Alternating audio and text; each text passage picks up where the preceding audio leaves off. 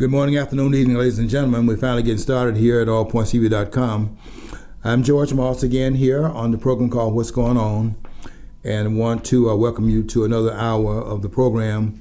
Monday, the 10th of February, Black History Month, and want to thank Mr. Paul Herring over there at WFOV 92.1, and they are doing a very good job over there. And I was saying before we came on the air today, I hope we are doing our job to be up to the standards that they have over there at their studio. We're doing our best here, and we welcome your comments, your criticisms, and your positive feedback, negative feedback as well. And I'd like to hear from you whenever you feel up to contacting us here at allpointstv.com, and also the phone number 810-250-7365. Well, you saw it last week. The president on Tuesday of last week gave the State of the Union address, and I was very impressed with what many are calling the greatest public speech of this president's tenure as the chief office holder of the United States, the CEO of the country. And a lot of people are saying this was his finest hour. And what many are saying also is that they were surprised that the president was able to stay on script, because Donald Trump is a person that likes to go off script and bring in some of the things that hits him for the moment. But this time he stayed pretty much glued to the teleprompter and did a very good job in delivering his message. And he said, the State of the Union is strong.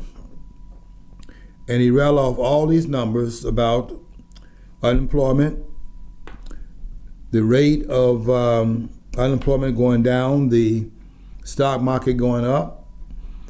And if those numbers continue up into November, then it doesn't really matter who they have on the other side, because there's nobody over there that's going to be able to unthrone this president. This man is doing some remarkable things, and we really have never seen, I know in my lifetime, I've not seen a person that has the skills of this businessman who came from the outside and joined the political fray in Washington. I don't know why he would come down from the 38th floor of the Trump Tower to jump into the arena. He doesn't seem to be a glutton for punishment. But he did it, and the country is benefiting as a result of it. I can't even imagine, by the way, how things would go if we had elected Hillary Clinton the president of the United States. It would have been great for the symbolism, but it would not have been great for the running of the CEO operation that the president must, in fact, administer as the CEO of the country. I don't think it would have been great in that respect, but it certainly would have been great symbolism to have the first woman president that would have come after the first black president. At least that's what they say was Barack Obama was the first black president. I have some, since it's Black History Month, I have some other information I can share with you about that with J. Rogers' book called The Five Negro Presidents. And Dr. Offset Bakufu, who wrote a book called The Six Black Presidents, and this book was written before Barack Obama was in fact elected in 2008.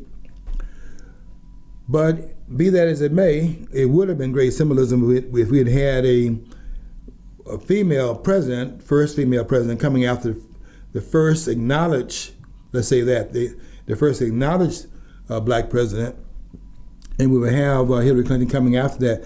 It would have been great symbolism. But I think that most persons that are finding out now what was going on in the background in the 2016 election, how they tried to steal this election from the American people, I think most persons now that are aware of that are very glad that the outcome was what it was and that Donald Trump won that election hands down. It was a victory in the landslide, because we do not choose presidents in this country, knock on wood for that, by popular vote. And there are a lot of people that are saying that indicates then that we don't have a democratic process. And the process, quite frankly, is super democratic. It was never intended to have a single vote to decide who the president was, but to have multiple majorities choose the president of the United States. And every state has a majority vote in the state, and then each of those majorities in the electoral college go to their own. I mean, you don't go to a college somewhere that's a specific location. You go to your own capital, and the electors who then take the vote of the state, the voters take that vote, and they go there from that particular party, the one that won the most votes in that state, and they go to the Capitol, and then they, in fact, cast their ballots based upon the majority vote in that particular state. It's mandated in some states and not mandated in others, and hopefully there will be a mandated outcome, because the voters in the states have already spoken, and that voice should be recognized when the electors who represent the voters will go to those capitals and cast their vote to make it official. But we don't elect presidents by the popular vote. That is an indirect vote, and the direct vote is the electoral college, each electoral college meeting in each state. So when that's,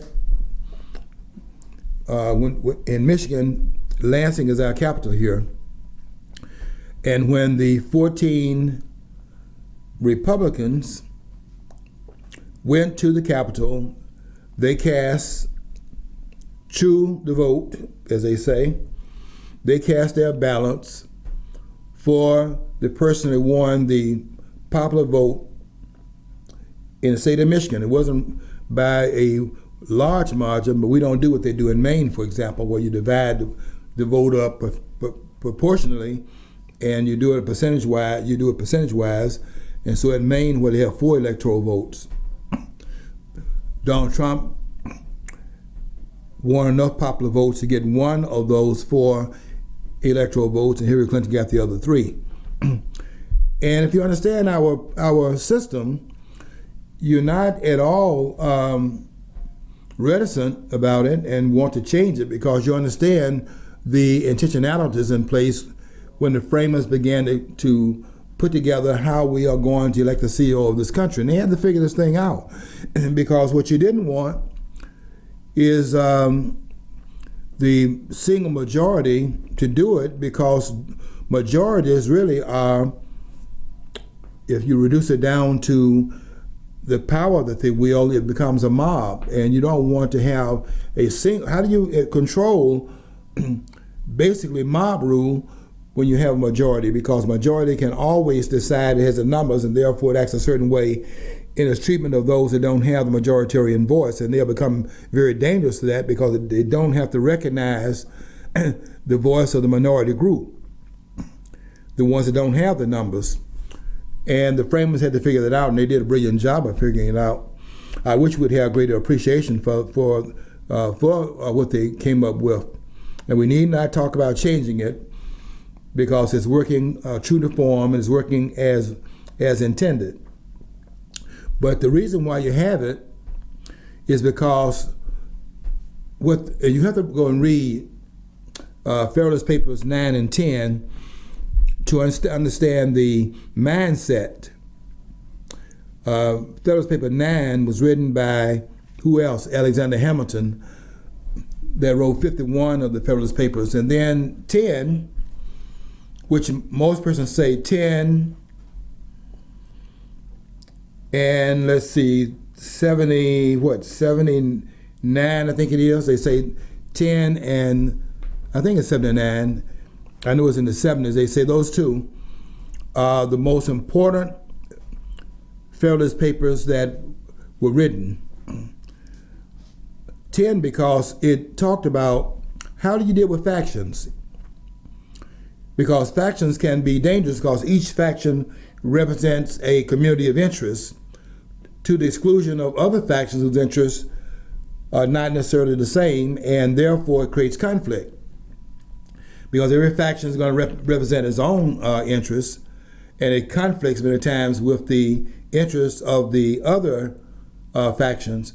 And the most dangerous faction, therefore, that will be carrying out its interests will be the one that has the superior numbers. And therefore, how do you do that in terms of having to contain that, because of that potentially being a dangerous proposition? How do you contain it without, in fact, becoming cumbersome and oppressive of the faction, to, in fact, suppress it so that it does not have the license to exist or the license to act in a way that's independent and free?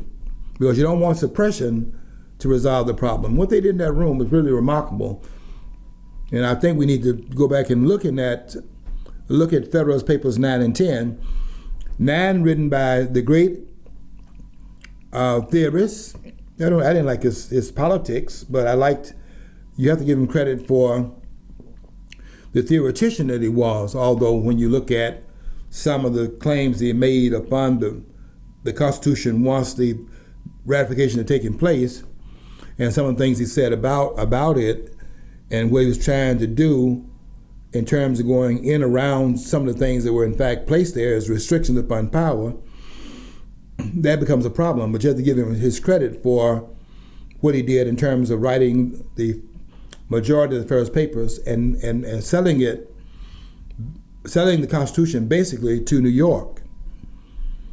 And he did a good job in that respect.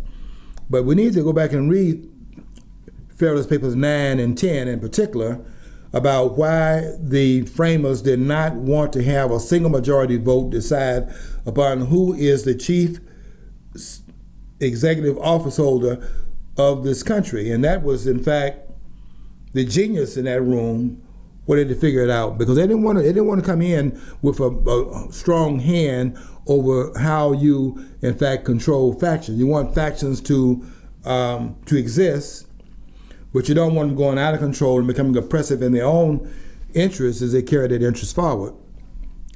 And it's remarkable what they did and how they came up with a plan to, in fact, do it. And what they did was, and you see it in the Constitution also, creating multiple majorities so as to contain a single majority in the country throughout all the states.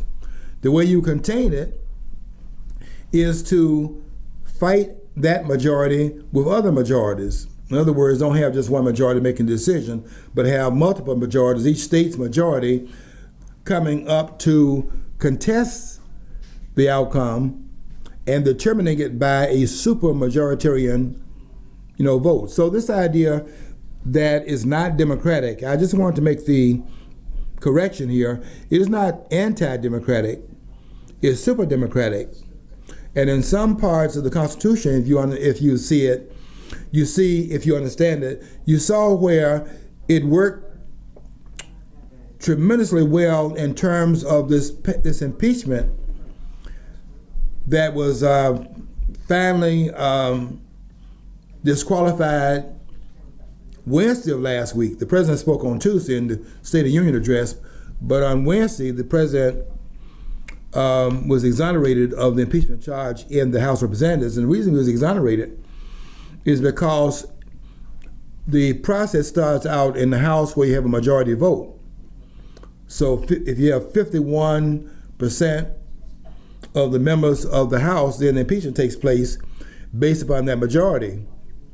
But because majorities can be dangerous in a political process because they have a political interest, in the Senate, you saw when it was referred there, in order to have brought about a conviction based upon the impeachment that was based in the House upon a majority vote,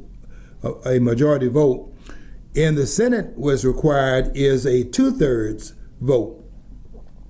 And every once in a while, you see the framers have put into the Constitution where a majority vote is not necessarily the way in which the final outcome will be determined, because sometimes when the interest of the nation is at stake, you'll find that the framers will in fact up the ante by requiring a 2/3 vote in order for the day to be carried by that particular majority. It does not in fact frustrate majorities. It just simply makes a majority a much more difficult proposition. But the majority still speaks.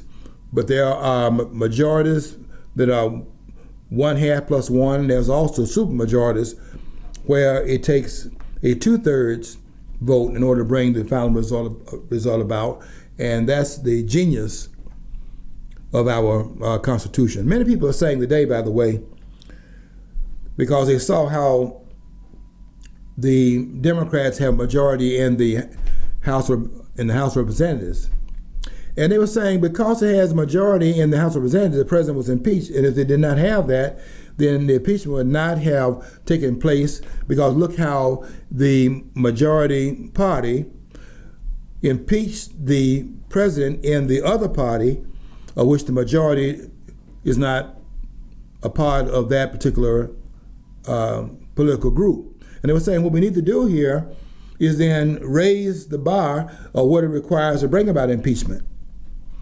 And I think when you say things like that, you really don't understand the system that we have. Because you see, what we had last week was the check and balance system built into the process. It wasn't that it failed, the process worked. Because you see, after you had the majority party in the House to bring about the charge, and that's all it was a charge that was in fact made. It was a political charge that was made against the president. But it's only an allegation of wrongdoing. The oversight of it is in the Senate. And the oversight is not the same requirement to determine the outcome as it was when they made the allegation, because the conviction on the allegation is much more serious. And so the framers, in their infinite wisdom, and this is tremendously brilliant on their part, it would require certain persons in both parties to agree that the House has merit in its charge of wrongdoing of the president in office. And not all wrongdoing that is in fact charged to a federal civil office holder, and it's another thing that was missed, will result in termination from office. Everybody thinks that if you in fact charge the president, as he was charged in this case here, with obstruction of justice, well, it wasn't obstruction of justice, it was obstruction of Congress. And that obstruction takes place all the time when the president, I'll give an example of the obstruction where it's not impeachable. Look at the fact that when the Congress passes a bill, the president has the constitutional right to obstruct that bill by the veto of that bill. But then the check and balance system kicks in, where when the president vetoes the bill, it goes back to the Congress, and they can override the president's objection by a 2/3 vote in each of the houses of the Congress. In fact, there is a check and balance system in terms of checking on the president, because if he vetoes it, he doesn't have the final word. If the members of the Congress disagree with the president, and the disagreement is in both parties, is a bipartisan disagreement, then in the Constitution, it takes a 2/3 vote, meaning both parties have to agree, and a 2/3 vote in the House, as well as a 2/3 vote in the Senate. I mean, it's amazing what this document does, and it's amazing who those persons were in that room. We have not seen anything like it since, and there was nothing like it in any of the parliaments anywhere in the world prior to them being in that room. And we need to stop talking about changing any more aspects of it, because we're not on that level today as they were then. We don't have. You can go to Harvard University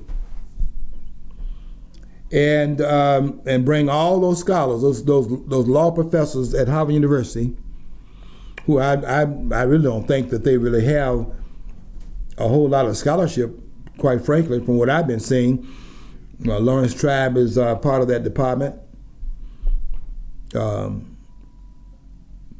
Noah Feldman, I think Noah Feldman may be the chair right now, but it could be Lawrence. It could be Lawrence Tribe, but I think Feldman may be the department chair. But they've been out there. They've been out there in the public domain talking about certain things about the Constitution. They're not writing what they're saying. They are not writing what they're saying. The impeachment process does not require, based upon the charge, does not require necessarily removal from office. And what they have not missed, these scholars now I'm talking about, not in that room, who created this, but the ones that are reading what they created and don't understand what they created, because many of them are not on that level. They don't understand that mindset that was in that room. And when you try to understand what they wrote, you have to understand the mindset. And that's why the Federalist Papers are so important.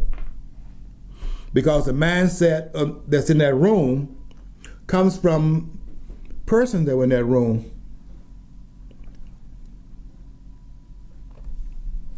Alexander Hamilton was in that room. James Madison, who was called the father of the Constitution, is in that room. So when they're writing the Federalist Papers, and the Federalist Papers are the explanation for what they did when they drafted the Constitution, and they later on having to sell it to the states, because the states did not want to have necessarily a strong federal government. But when they sold it to the states, these 39 signatories of the 55 that were there at the beginning of the convention, the 39 had stayed and signed onto the drafting of the document. You see James Madison's name here from Virginia, and you see Alexander Hamilton's name in the signing of it from New York. And they're in that room, and so they when they're writing the Federalist Papers, it allows us to get into the thinking that was in that room, and we can see what they had in mind by what Hamilton wrote. I'm talking here about the factions now. How do you deal with factions in this country? Alexander Hamilton wrote about the problem of factions in Federalist Paper number 9, and then James Madison, the father of the Constitution, picked up on Madison's writing of it and took it one step further in Federalist Paper number 10, which many say is the greatest of the Federalist Papers. And they figured out, what are you going to do with these factions in the country without taking their right to exist from them? And they did it by creating multiple factions. Every state has a majority faction when it goes to the poll, and it votes its view of who ought to be the CEO of the country. And every one of those factions have a right to exist. But because they are not the only faction out there, they are checked by other factions in all the other states, and these multiple factions getting together, and you add up the sum total of all those electoral votes cast by those electors in each state, and the outcome is the president, who has to be elected based upon some input from each of the states. It is an absolutely brilliant design. And those that are talking about changing it are talking about changing it because they don't want to have the states determine the outcome. But you have to understand something here, and that is that the states that choose the president, not the popular vote, which is the people. The electoral vote is a state vote, and the states elect the presidents in this country. And why is that true? It's because the states created the federal government. That's why it's true. The other ones that went to Philadelphia, the delegates from the states, drafted the document, and then submitted the document to the states for ratification. And you know something that you scholars are missing? Is that if you in fact, and you talk about proposing an amendment so as to require a 3/5 vote, some people are now advocating a 3/5 vote. Okay, we are now told that we have a break coming up. WFOV will be taking a break, and they will be leaving for the next 4 minutes. We'll see them on the other side of the break, and we are, of course, very glad to have had you here for the first part of the program, and we welcome you back when you come back in 4 minutes. They had a real problem they had to work out, and they did so brilliantly. And so the way you operate in the network of the system is that you want to have the states that are the creators and therefore have a vested interest in controlling that which they create. I mean, this is the mother. The states are the mother, the parent of the federal system. And you don't want to lose control of what you created because you are the authors of it, and you have to maintain control of it. So what the states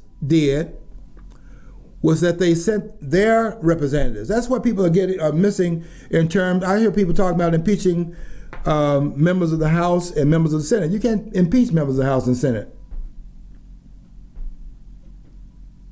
I'd like to know what Loris Tribe and Noah Feldman have to say on that subject. I wish they had come out of the woodwork far enough to speak on that issue, because a lot of people believe that members of the House and the Senate, they believe that they are federal civil officers of the United States. They don't understand our process, is what I'm saying, because the state representatives are members of the House and members of the Senate, another brilliant part of the process of the United States, because those states sent to Washington, and it wasn't Washington at first. Washington wasn't the capital until we had Thomas Jefferson, the third president. But when we had the government situated in Philadelphia and later on New York, and then from there to the 10 square miles that were carved out of the states, Maryland and Virginia, I think part of Delaware, and it created the 10 square mile area that we now have in our capital, which is not a state but is the District of Columbia, to which they have the capital not in a state, because you wanted to have independence of a single state. So it's not like the UN located in New York, for example. It is not located in one of the states, and it would be a problem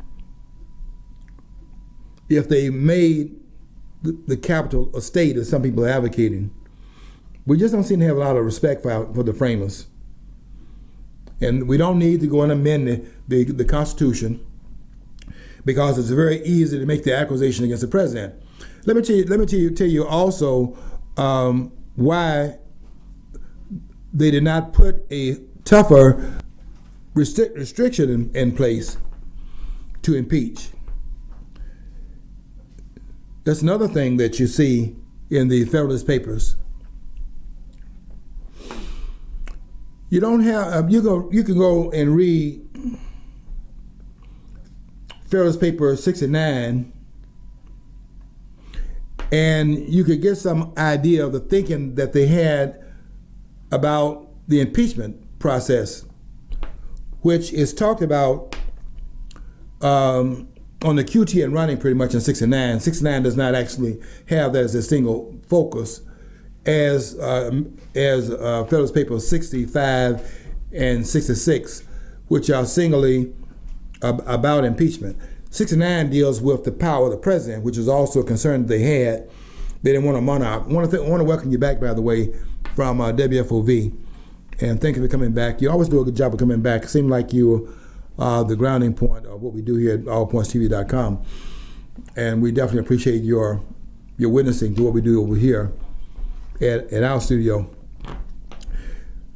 What I'm saying here now is just talking about how the framers situated the country around various controls and various checks and balances. And the basic balancing act is a federal system where you had a hierarchy of power. On the federal level, power disaggregated horizontally, and also power disallocated on the federal level in terms of, the federal system, meaning that there's power that's delegated to the federal government, and there's also powers retained. See, that's another part of it too, retained by the states. In other words, the power of the federal government was bequeathed to the federal government by the states.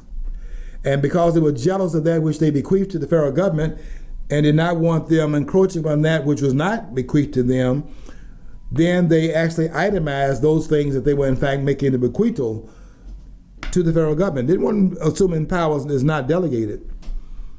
Alexander Hamilton, they were specifically delegating powers. Let me read something to you here. All of you that went to see Hamilton, the play, I'm waiting for you to make another one on James Madison, but I'll be waiting a long time for that one. But let me read something to you about Hamilton. And you'll see some of the arguments that were in that room. And some of the arguments that came out of that room, because Hamilton was trying to do some things after the ratification of the Constitution. Hamilton was trying to do some things that he could not get done in that room.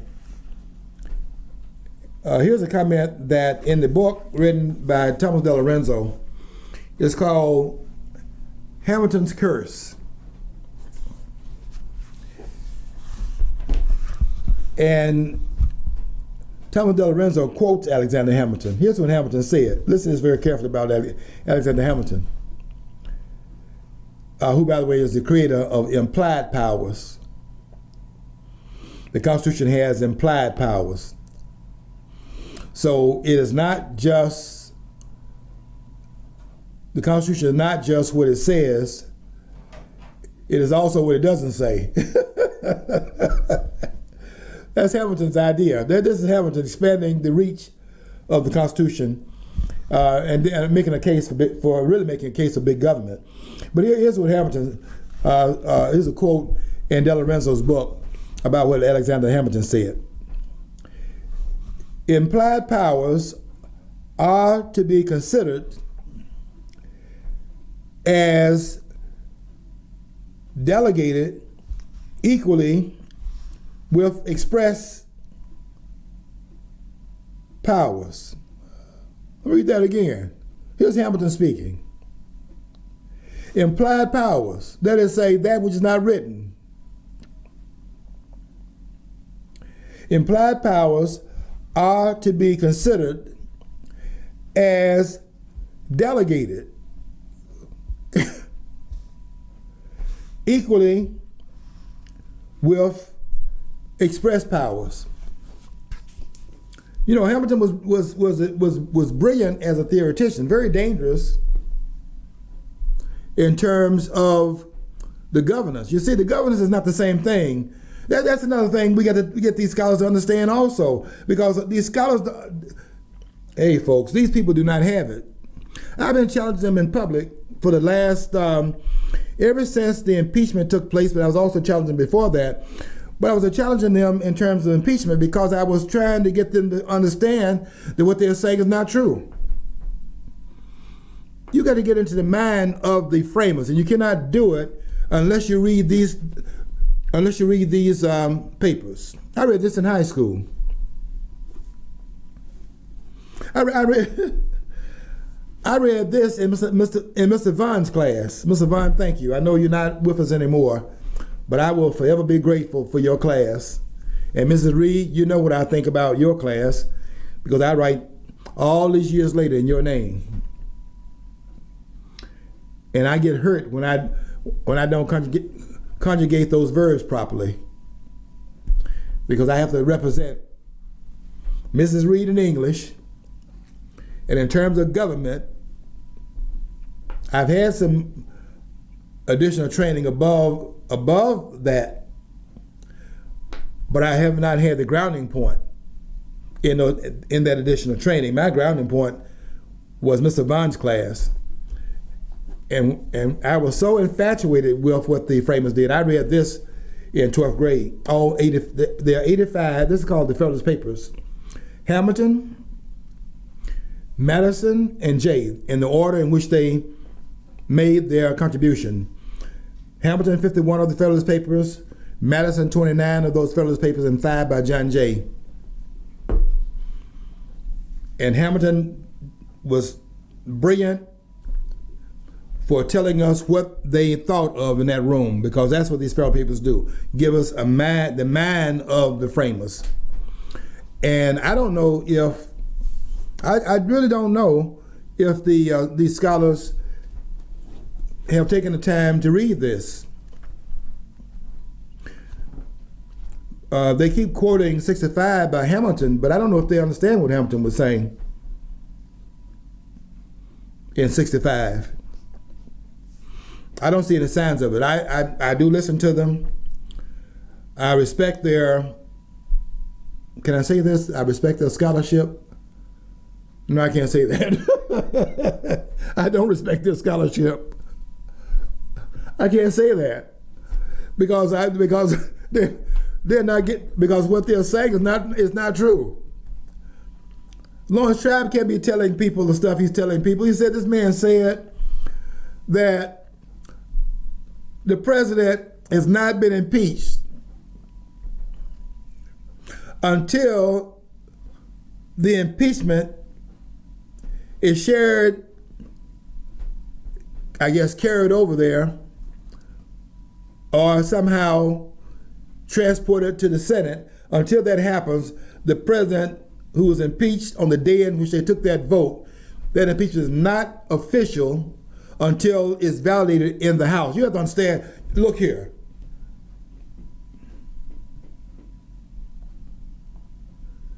You're not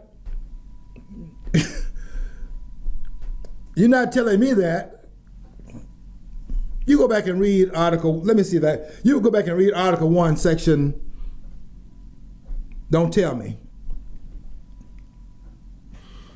Article 1, Section 5, Clause 2. Let me read it to you. Lawrence Tribe. You can't tell that to me.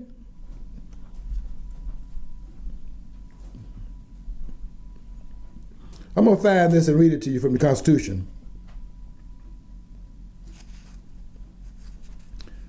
Article 1, Section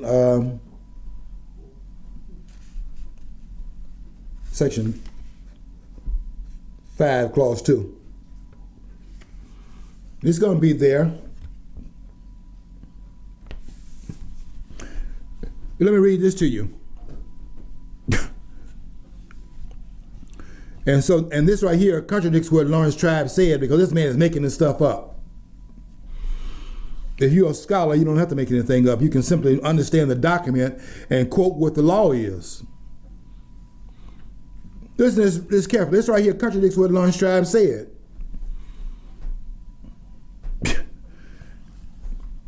Here's what it says. Listen to this very carefully.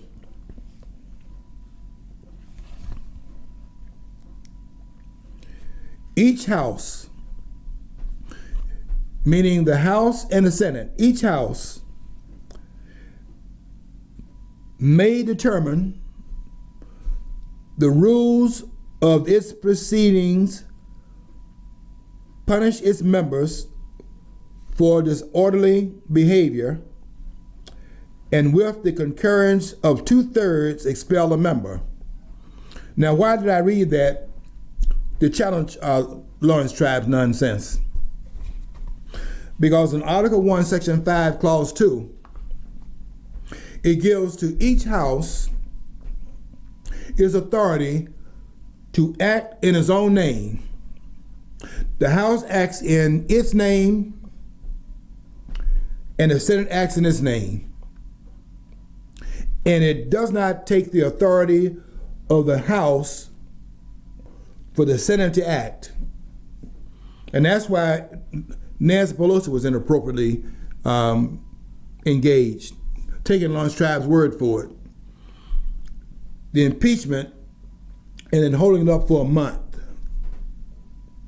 for political reasons. And of course you understand what they were doing there, because they do not want to identify themselves as a socialist party, not yet. They are a socialist party right now, but they don't want to claim that, not yet, later. They're not ready to close the door yet because they don't have the support among the population, but they're working on that through the school system. And eventually then they're importing people that have no vested interest in the foundational moments of the country, and they're importing that part of the population, and they're making them citizens so as to be able to get the numbers through that particular approach. That's what our immigration policies are about. And that's why they're against the sovereignty that is implied by that wall that Donald Trump is building. There's a strategy in back of what they're doing. And these scholars, like Lawrence Tribe and Noah Feldman and others, socialists that they are, I'm gonna call them out publicly because they understand. It's not like they don't know I'm out here. They're not gonna say anything. They better not say anything, because I know this better than they do, and I intend to shut them up because what they're saying is not true, and they cannot be allowed to stand. I was disappointed in Mitch McConnell. You can't have the House hold up impeachment. Once the impeachment has been made in the House, they lose control of it. It now is referred to the Senate automatically. Why? Because it's ordained in the Constitution. In Article 1, Section 2, Clause 5,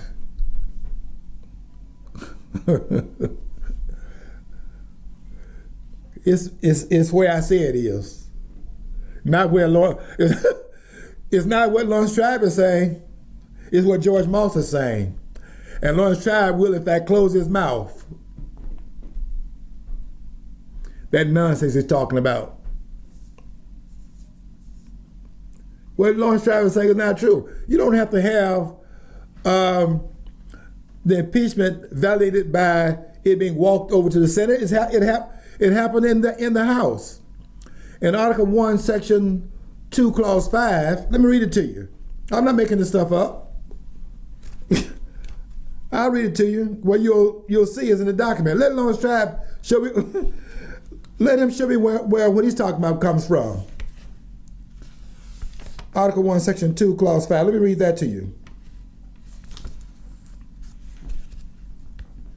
Okay, Article 1, Section 2, Clause 5. Here's what it says. The House of Representatives shall choose their Speaker.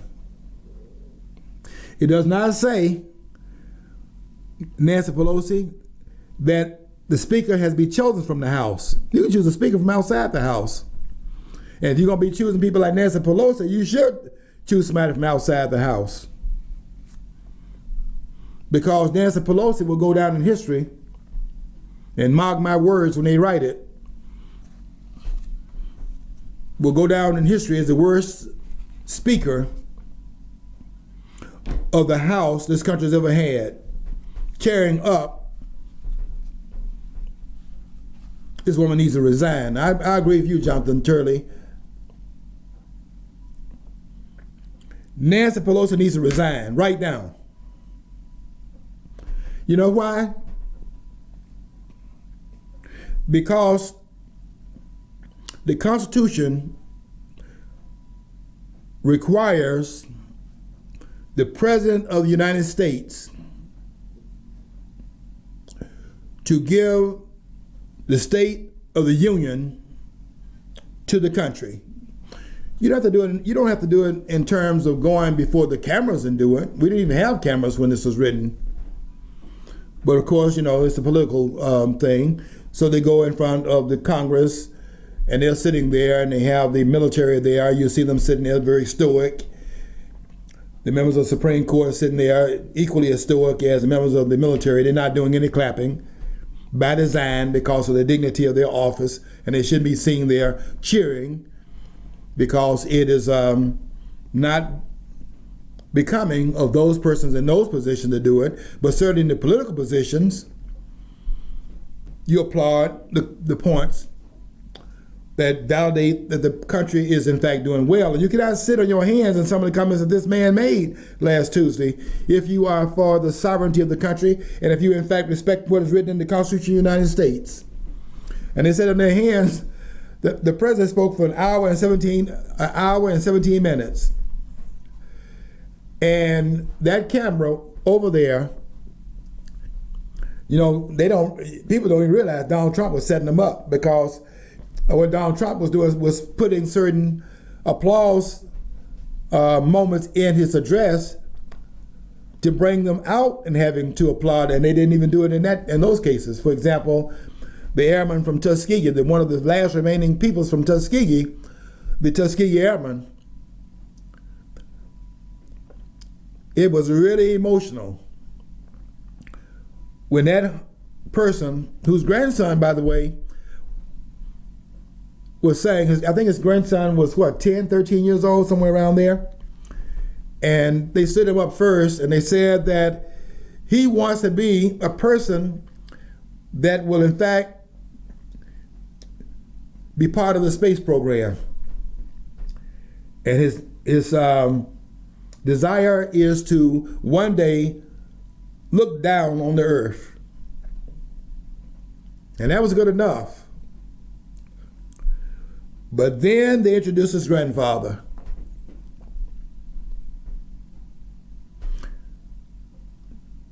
Charles McGee.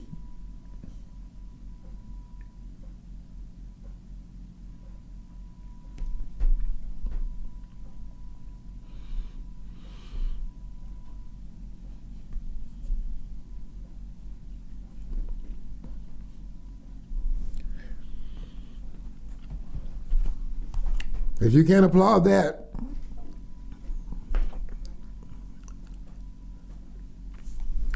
that was amazing. And they sat on their hands in that case right there. And then at the end of it, of the hour and 17-minute speech, Nancy Pelosi, in front of the world, took the speech and deliberately tore the speech up. That's unbecoming of a Speaker of the House. No matter what you think about the president, that State of the Union speech is ordered by the Constitution of the United States. This is not about Donald Trump. this is about the framers. This just shows you the total derogation of the office and the people who hold those offices. They have no sense of propriety or modesty or decency. Is your mic on? Yeah, can you hear me? Yeah, barely. Okay. Yeah, see, it just shows the total degeneration of our society. The people, I mean, let's face it, Nancy Pelosi is a hopeless drunk. Okay, she is. She's a vindictive, sarcastic, you know. I didn't she's say seething, that. but she is, and it's like basically our Congress, our senators, our politicians have become nothing. When they C-SPAN shows these people, it just shows it's basically a soap opera on a large scale, and they got access to billions of dollars in weapons. Okay, so I mean, it just shows you everybody wants to have a tendency to put those people above everybody. This goes to show you how petty they really are. Politicians are petty people. Yeah, you're not saying anything that is not deserving of these people. I mean, it's not about how you feel about Donald Trump. This is an address that is in fact required in the Constitution. In Article 2, Section 1, Clause 2, where the president will give from time to time, once a year, the State of the Union. So we all know exactly where we are in terms of how well the country is in fact doing. Because if it's doing badly, then somebody's not doing their job in the nation's capital, which is really all of them. But it's about accountability. And if you cannot applaud that, I wish people would go back and watch the tape of that.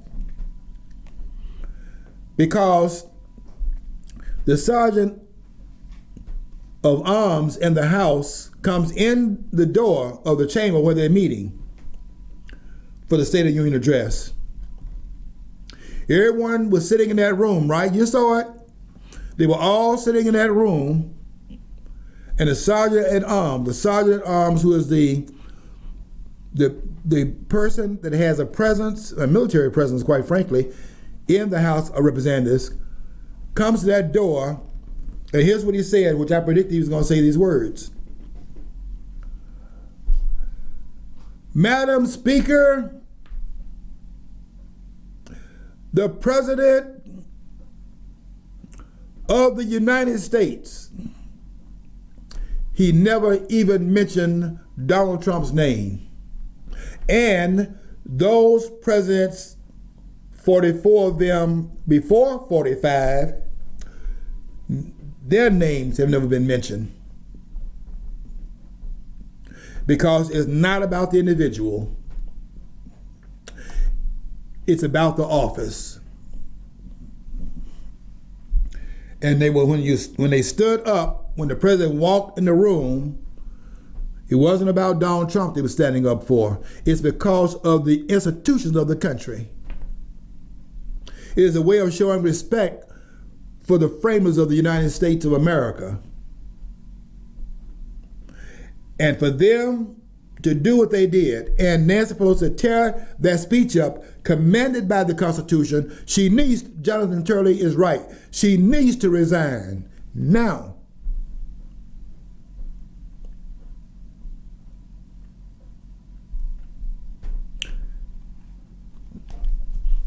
I guess Mr. Vaughn's class taught too much government.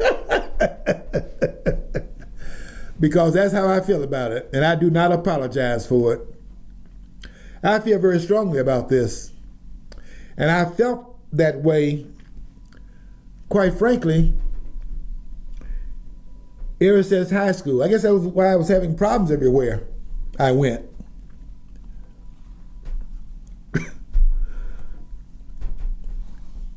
Because that was something I carry around in my mind, and I have to tell you something. I do not suffer, when it comes down to this, I do not suffer fools gladly, and we have a lot of fools up there in Washington.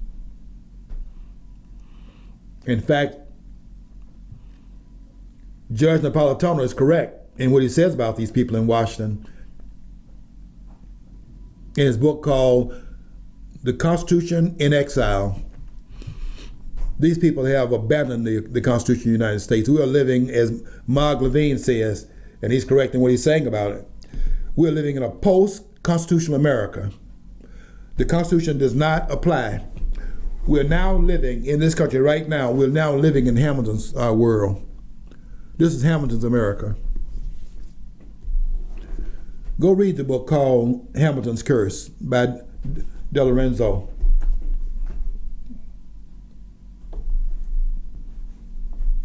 You can go and read, and also if you're into reading, you can read Mark Levine's book also, The Men in Black. That's a very good book. Because they're not interpreting the Constitution. The Men in Black. You can tell that one of the things that's been covered up right now about these judges, these federal judges. 11 of them sit on a rotational basis. They sit on the FISA court. Do you think these people are constitutionally grounded? You're trying to act like the problem is that they went to the FISA court and they inappropriately represented things that they put before the court, and the courts somehow then ordered the surveillance of Donald Trump's campaign, but the judges themselves are innocent of that malfeasance that occurred there. Nobody's talking about it. Then they talk about bringing the FBI into it and so on and so forth. The judge is also part of it. Okay, anyway, we got to get out of here. But I want you to be aware here. Now, we have a system in place put by the framers. We need to respect that and leave the Constitution alone and leave alone what the framers put in place. Okay, we got to get out of here. Until next week, I want you to follow your dream. Because if you don't follow your dream, you'll never know what's on the other side of the rainbow.